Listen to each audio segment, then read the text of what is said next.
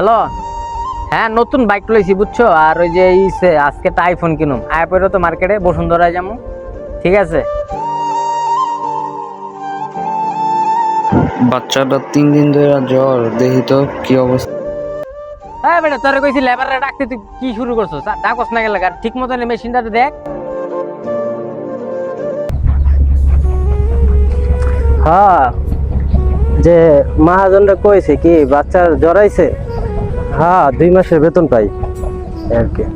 আচ্ছা ঠিক আছে, দেখি মহাজনরা।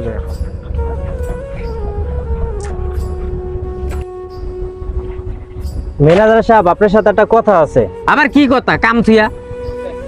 ম্যানেজার সাহেব, আমার বাচ্চাটা খুব অসুস্থ।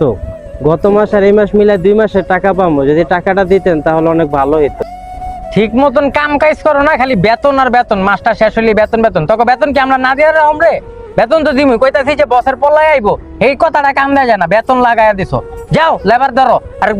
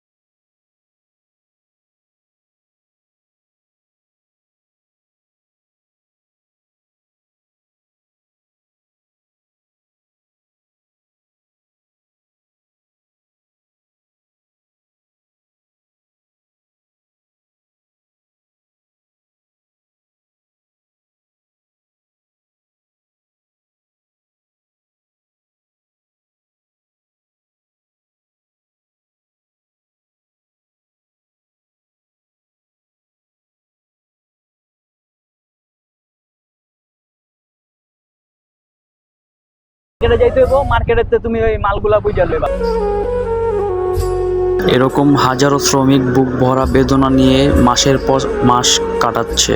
শ্রমিকের মূল্য দিতে শিখুন এবং ভিডিওটা ভালো লাগলে শেয়ার করে দিবেন।